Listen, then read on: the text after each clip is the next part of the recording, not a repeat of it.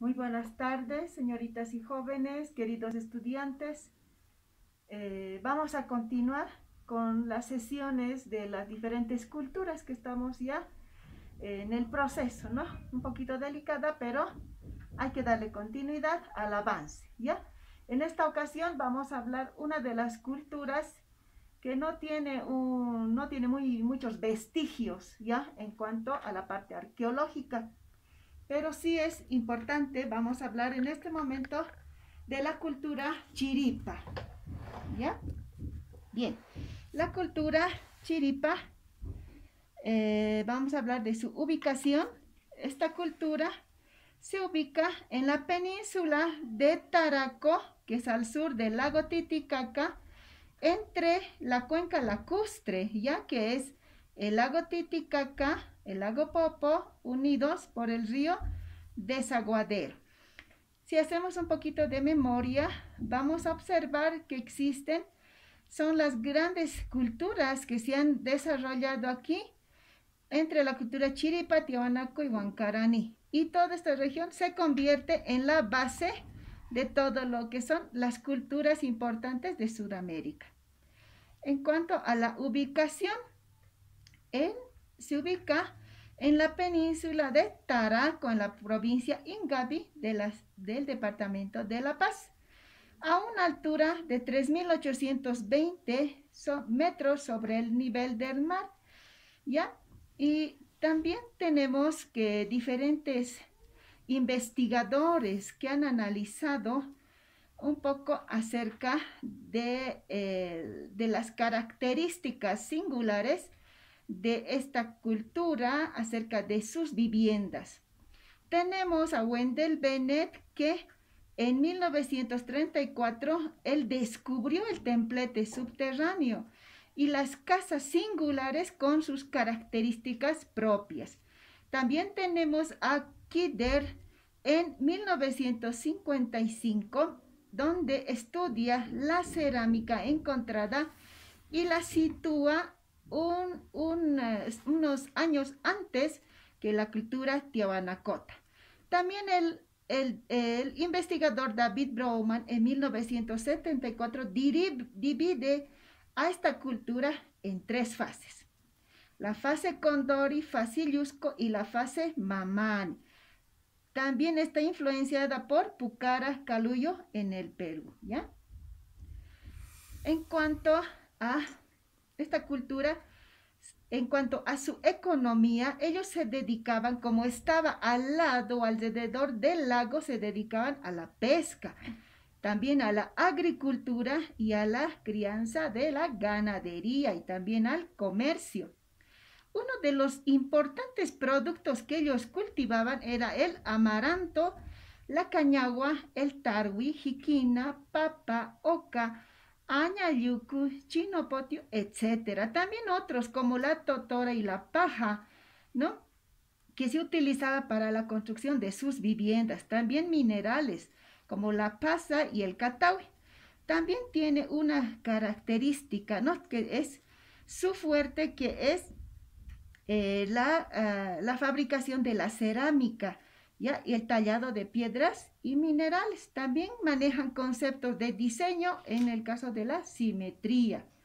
En cuanto a su arquitectura, es muy similar y además es única en cuanto a la característica de sus viviendas, ya que son únicas en su género, ya que tienen sus viviendas unifamiliares que son exclusivamente para una familia, y las multifuncionales.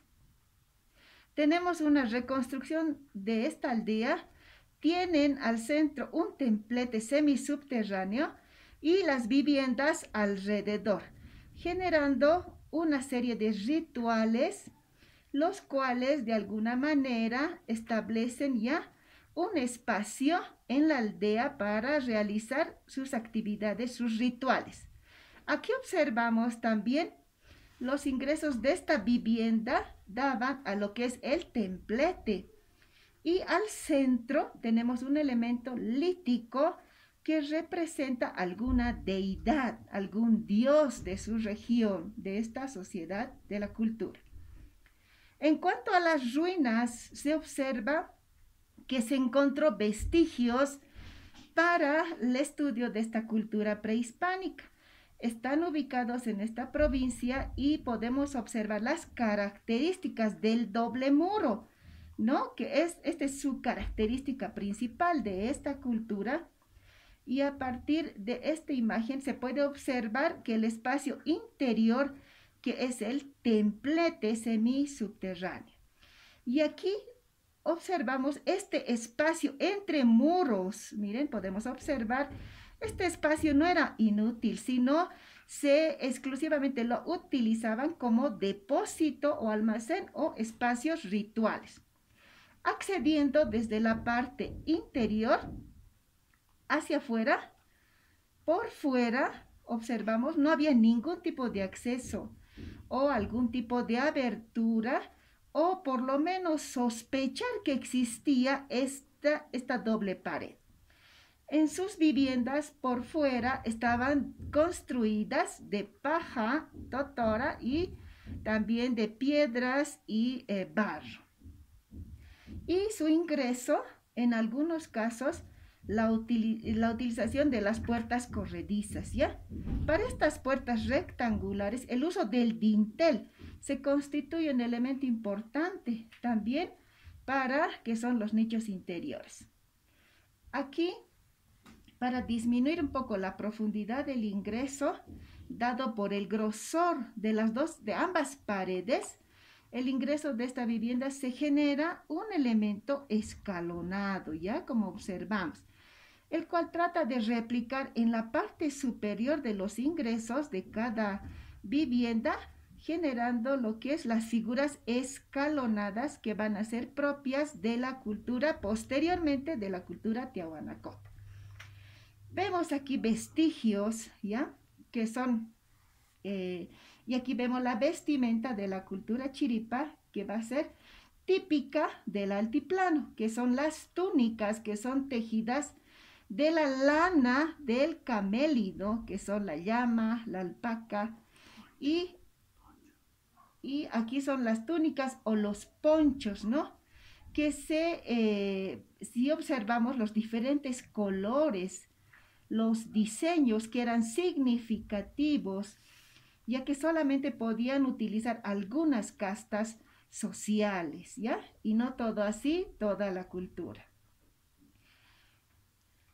Entonces, esa es la vestimenta típica.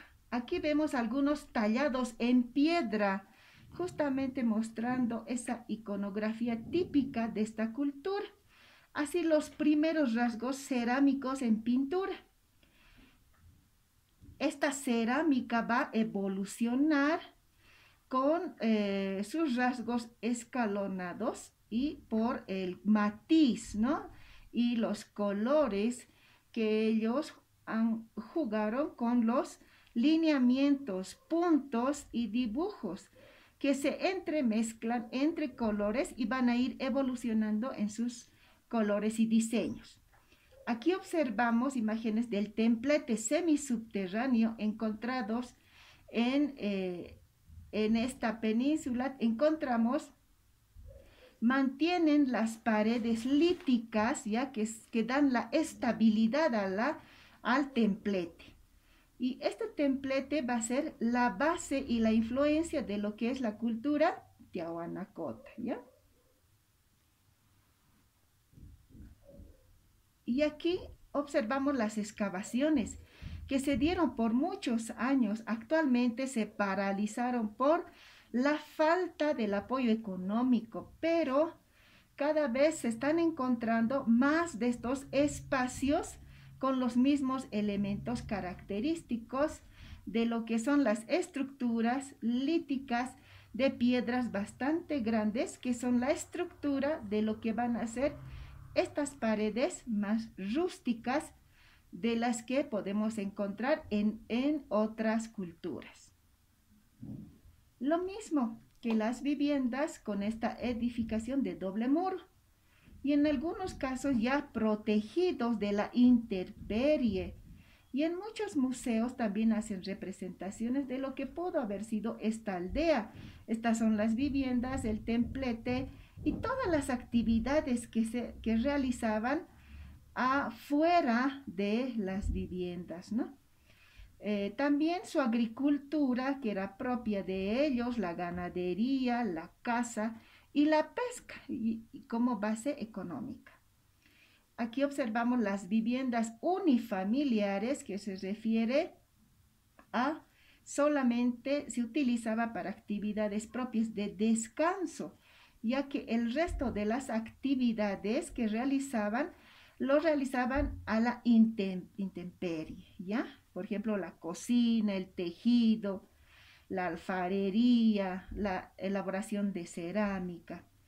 Aquí en la cerámica muy bien elaborada ya consiste en la selección de la arcilla, el moldeo, el decorado y la posterior cocción de la cerámica, llegando en algún caso a elementos bastante importantes de mejora de lo que es este arte en cuanto a su cerámica. En cuanto a sus deidades, encontremos diferentes deidades que son los rayos, las serpientes y aquí sus elementos escalonados. Como hemos podido observar, tienen elementos que van a ser base para lo que es la cultura tiahuanacota. Lamentablemente no ha sido muy bien estudiada, ya que no se han encontrado muchos vestigios y las excavaciones que han sido realizadas todavía no han obtenido elementos teóricos que hayan ido acompañando a estos descubrimientos, ¿ya? A partir de el análisis de estas cerámicas y de estos elementos artísticos que ya nos indican que tenía una fuerte influencia en cuanto a la simetría a la cultura tiahuanacota. ¿Ya? Muy bien. Hasta aquí hemos concluido lo que es la cultura chiripa y no hay, como les había mencionado, no hay muchos vestigios, pero sí hay, si nosotros podemos ubicar en la provincia de Taraco, hay estos templetes y hay el doble muro que tenía cada vivienda y es la característica principal de esta cultura que es chiripa. Muchísimas gracias, mándenme sus nombrecitos, cuídense y que tengan una muy buena tarde.